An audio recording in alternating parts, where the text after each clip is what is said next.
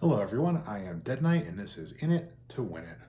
Today we're going to be talking about the Forged in the Barrens card pool for Paladin. Forged in the Barrens is the first expansion in the Year of the Griffin, and we're going to discuss what the best card is, the worst card is, and the card that I'm most excited to talk about in my opinion.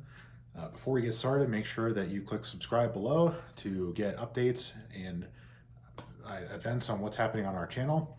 So we're looking forward to seeing you back here, and let's get to Paladin.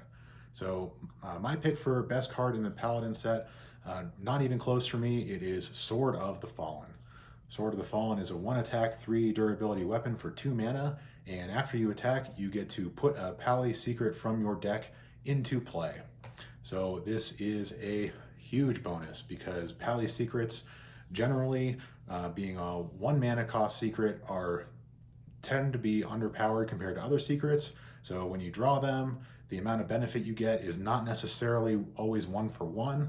So Pally secrets tend to be pretty weak in general. But if you get to play them from your deck for free, then you just get bonus value that costs you nothing, and it's like you get to play with a 27 card deck if you get one Sword of the Fallen out and pull 3 Pally Secrets out of your deck.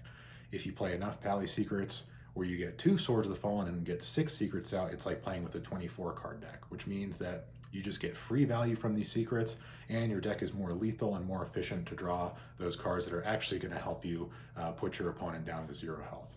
So Sword of the Fallen is an excellent, superb card, and it's going to pretty much change the way that Paladin builds their deck from what I can see, because now all of a sudden Pally secrets are going to go from almost non-existent to seeing at least 6 Pally secrets in just about every deck.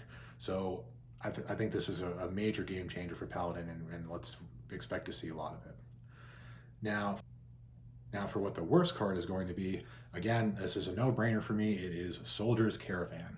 So you'll see throughout these series that I am strongly hating on these Caravan cards. Soldier's Caravan, it might be the best of the batch, but it's still not great. Soldier's Caravan is a 1/3 minion for 2 mana, and at the start of your turn, you get 2 1/1 Silverhand recruits on the board. So that is a really powerful bonus, and if it ever triggers, then you have a huge board advantage over your opponent early, and that's not even counting whether or not you have the Silverhand recruit synergies happening in your deck.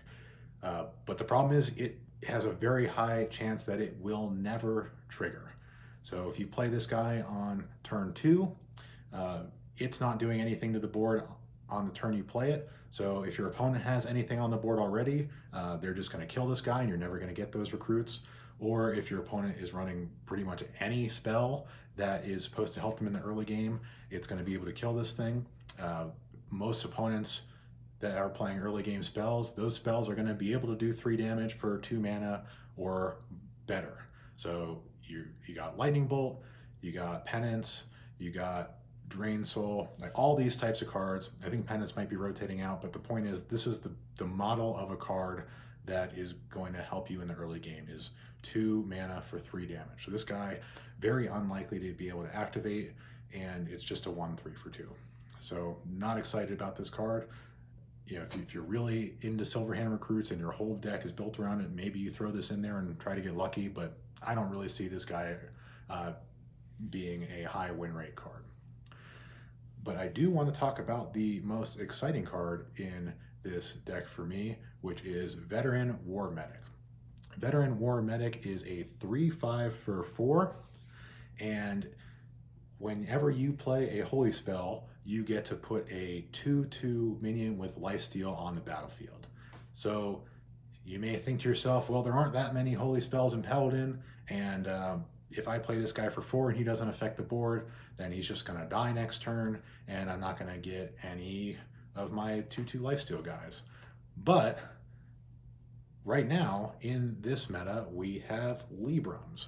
Libram of Wisdom is a holy spell. So if you can get free Librams, which just about anyone can by turn 5 with the Aldor Truthseeker, then you have a whole hand full of holy spells that cost 0 mana that can just furl out 2/2 lifesteals.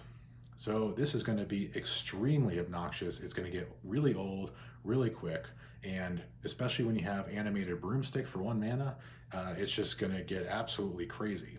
So you can imagine a situation where you play this guy, and then you play 2 0 mana Librams, and then you play animated broomstick, and put the Librams on one of the lifesteals, kill a minion with the rush and gain 4 life, play these 2 Librams on another guy, do the exact same thing, and then put them back on the broomstick and do it again. So now for 5 mana, you have an entire board full of 2/2 lifesteals, and you've just killed 3 of your opponent's minions and gained 8 life. That is just absolutely stupid. It's an extremely degenerate board state, and it makes Libram Paladin just even more frustrating to play against and even more lethal. So Veteran War Medic by itself, uh, it's an interesting card with some potential.